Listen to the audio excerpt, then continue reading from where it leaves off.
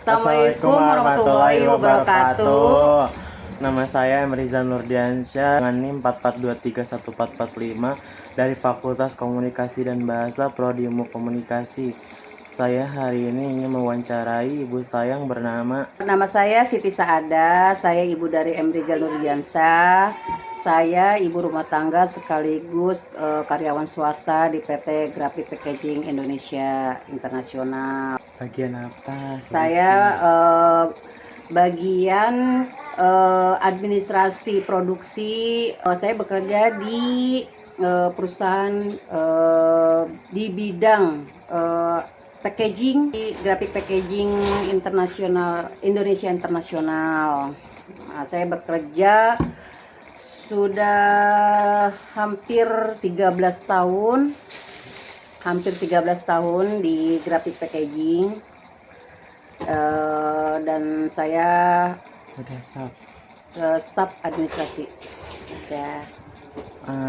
Mah bisa ceritain nggak perjalanan Mama dalam memilih profesi ini?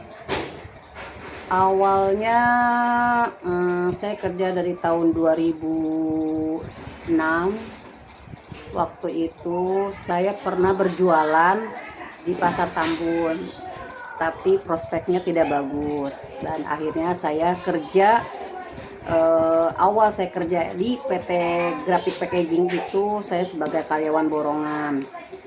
Lalu dengan kerja keras, dengan semangat yang ada, dengan mungkin sedikit skill yang ada, akhirnya saya menjadi admin produksi bagian finishing selama dari tahun 2012 sampai sekarang 2024 sebagai admin produksi finishing.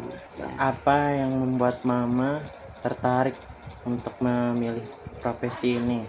Tertarik ya mungkin ada tantangan lain dari ada perbedaan, ada bidang lain.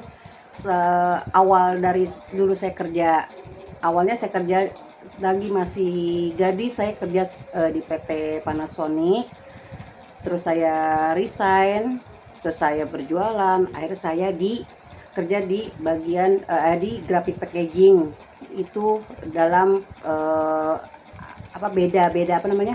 Beda bidang. Iya, beda bidang dan beda ini loh maksudnya apa dari elektronik ke percetakan gitu. Maksudnya beda apa sih namanya sih? Di bidang yang beda, maksudnya dari elektronik ke percetakan gitu.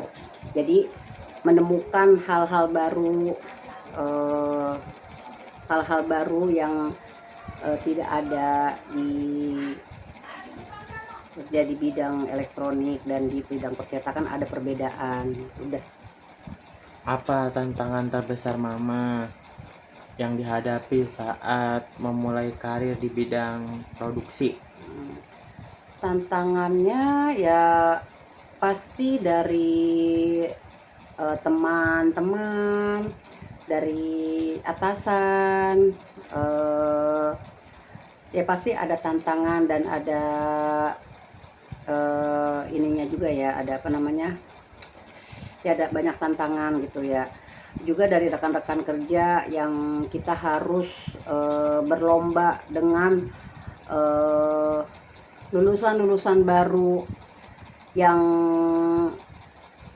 lulusan S1. Kita harus bisa mesetarakan jenjang kita harus bisa belajar sama dengan lulusan-lulusan baru dan lulusan-lulusan S1. Sedangkan kalau saya kan cuman hanya lulusan SMA gitu. Tapi saya bersyukur saya bisa belajar dan saya bisa mengikuti sistem-sistem yang ada di dalam tempat kerja saya gitu. Terus pendidikan apa yang menurut Mama cocok untuk sukses di bidang administrasi produksi ini? Ya mungkin di bidang pendidikan lebih ke itu ya, di bidang apa kayak semacam apa namanya, komputer ya. Juga kita juga harus bisa ilmu komunikasi, komunikasi yang bagus dari buat apa namanya, keatasan kita gitu. Terus juga eh, kita harus bisa sedikit banyaknya kita harus bisa mengoperasikan komputer.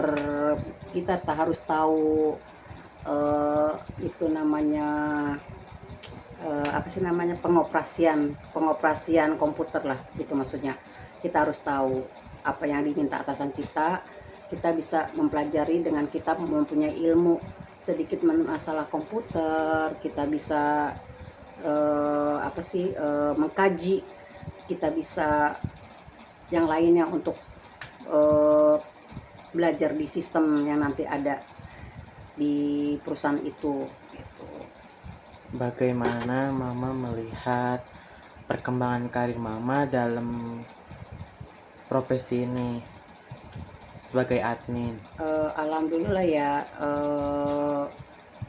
saya bekerja tadinya sebelum menjadi admin itu saya hanya bagian produksi, itu bagian sortir. Akhirnya saya dipilih menjadi admin untuk belajar menjadi admin. Dari tahun 2006 sampai 2010 itu saya hanya pekerja borongan. Nah, di tahun dari 2010 sampai 2012 itu saya dikontrak menjadi admin borongan. 2012 sampai sekarang saya menjadi admin produksi begitu. Terus apa langkah-langkah Mama yang Mama ambil untuk terus maju dan berkembang? Ya langkah saya agar saya bisa maju dan berkembang, saya harus bisa mengikuti sistem-sistem, perubahan-perubahan sistem yang ada dalam sistem kerja di lingkungan saya. Bisa mengoperasikan yang ada perubahan-perubahan sistem yang ada. Jadi saya sebagai admin harus bisa mengikuti setiap perubahan yang ada di perusahaan yang tempat saya bekerja begitu. Terus bagaimana cara Mama untuk mengembangkan keterampilan komunikasi dan manajemen waktu dalam keseharian sehari-hari? Maksudnya mengatur waktu bekerja. Sama keterampilan komunikasi.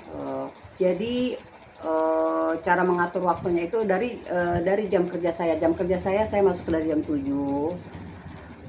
Nah, saya harus bisa buat schedule sendiri atas pekerjaan saya sendiri, agar bagaimana kerjaan saya itu tidak keteteran, tidak menumpuk-numpuk. Jadi kita harus mempunyai schedule sendiri. Misal dari jam 7 saya itu ngambil laporan ke bawah. Dari laporan itu saya rapi, saya input, saya bikin data, saya bikin laporan ke atasan saya, gitu kan. Nah, nanti dari situ saya bisa mengarsipkan laporan-laporan yang ada. Nah, jadi tugas admin juga bukan hanya membuat laporan ke atasan, tapi juga banyak hal yang dikerjakan ada hubungannya, ada kaitan dengan HR atau personalia, untuk segala macamnya. Misalkan kita mendata lembur, kita membuat jadwal yang ada di jadwal bagian, jadwal kerja bagian yang saya pegang gitu kan. Saya kan sebagai admin finishing, jadi saya membuat jadwal kerjanya tim saya di bawah gitu, kayak gitu. Jadi komunikasi saya pun bukan dengan atasan saya aja, tapi dengan hal-hal yang berhubungan dengan pekerjaan saya, misalkan dengan HRD personalia, dengan tim-tim yang lain itu. Apa yang Mama anggap sebagai pencapaian terbesar dalam karir Mama saat ini? Pencapaian terbesar saya, ya saya merasa saya bisa bersaing dengan lulusan-lulusan yang anak-anak muda, yang anak-anak baru, anak-anak yang baru masuk S1, keluaran S1 gitu. Saya masih bisa ibarat kata bisa mensetarakan, saya bisa belajar gitu. Walaupun pendidikan saya cuman hanya SMA, tapi saya bisa mengikuti perubahan-perubahan yang ada di sistem yang ada di perusahaan saya. Ya mungkin pencapaian saya itu seperti itu, karena apa? Saya bisa mengikuti gitu, walaupun saya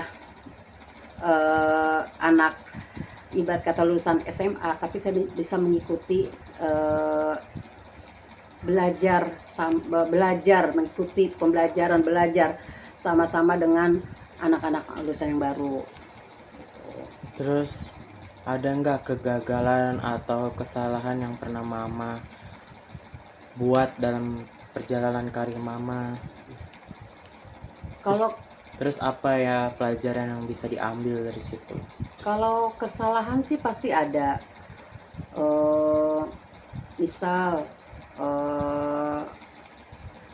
Misalkan kita kesalahan apa ya?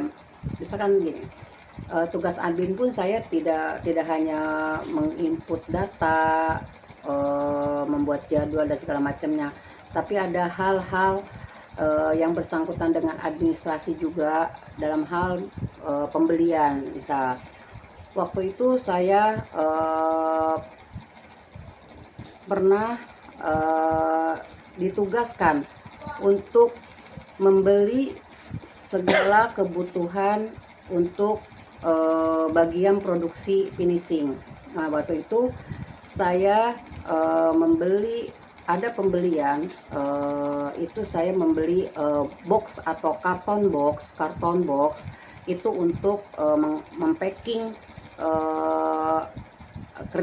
mempacking hasil produksi. Nah, waktu itu ada kesalahan saya, semisal kesalahan saya adalah tidak bisa mendatangkan material tersebut dengan tepat waktu, sehingga produksi stop hanya gara-gara karton boxnya belum datang. Ya mungkin itu adalah kesalahan yang pernah saya lakukan seperti itu. Pelajaran yang bisa diambil dari hal itu, jadi saya harus mempelajari dan membaca schedule yang diberikan oleh PPIC. Ada bagian di sana namanya PPIC itu. Nah, jadi saya harus mempelajari bagaimana caranya agar saya harus bisa mempelajari. Dengan kesalahan saya harus belajar gimana caranya saya membaca, menghitung kebutuhan yang akan dipakai di produksi gitu. Semisal kebutuhan box 1000, misalkan, pokoknya saya harus mempelajari, dan kesalahan itu sebagai pembelajaran buat saya, dan saya akan belajar lagi dan akan lebih teliti dan mempelajarinya lagi. Itu aja. Terus nih, apa nasihat Mama yang bisa memberikan untuk mahasiswa yang ingin mengikuti jejak karir Mama? Untuk pesan buat mahasiswa, pesan-pesan untuk mahasiswa yang nanti akan lulus, yang akan bekerja, Menurut pengalaman saya berpesan, intinya jika kita bekerja di suatu perusahaan, satu yang harus kita ingat adalah attitude, etika kita dalam berbicara, dalam sikap, perbuatan dan segala macamnya. Itu kita harus punya etika dan attitude yang bagus kepada sesama rekan kerja kita, atasan kita, dan yang ada di lingkungan kita. Terus juga buat mahasiswa-mahasiswi yang baru nanti akan bekerja, kita harus semangat, kita harus mengikuti prosedur yang ada di tempat kita bekerja. Kita harus mematuhi peraturan-peraturan yang ada. Jangan kita sombong dengan titel kita yang tinggi. Dari manapun kita belajar, walaupun itu dari orang yang rendahan, kita harus dengarkan, kita harus ikuti kalau memang itu membuat pelajaran buat kita, seperti itu. Jadi intinya kita harus kerja keras, kita harus banyak bertanya, kita harus mengikuti aturan-aturan yang ada. Intinya attitude dan etika kita yang harus dijaga. Terus menurut Mama nih, apa yang sebaiknya mahasiswa lakuin yang buat mempersiapkan diri dalam profesi Mama ini? Apa menurut Mama sebaiknya mahasiswa itu ngelakuin apa sebelum masuk ke dunia kerja, mempersiapkan diri gitu? Kalau untuk mempersiapkan diri ke dunia kerja, intinya satu, kita ya harus tahan banting, harus mental yang kuat, karena kita bergabung dengan orang-orang yang beda pemikiran dengan kita. Jadi intinya sih kita nggak usah baperan, kita juga harus banyak belajar, banyak bertanya, jangan sombong. Intinya jangan sombong kalau kita walaupun kita bisa, walaupun kita mampu, tapi kita jangan menunjukkan sikap sombong kita kepada yang lain. Terus jangan juga pelit dengan ilmu. Apa yang kita dapat, kita bisa memberi kepada orang-orang yang memberitahu, bisa kita memberi pelajaran sama orang-orang yang belum mengerti gitu. Jadi intinya ya semangat buat anak-anak yang nanti akan bekerja. Intinya sih pokoknya harus bisa beradaptasi dengan lingkungan nantinya, itu aja. Nah, udah segitu aja wawancara saya dengan ibu saya hari ini. Kurang lebihnya mohon maaf. Wassalamualaikum warahmatullahi wabarakatuh.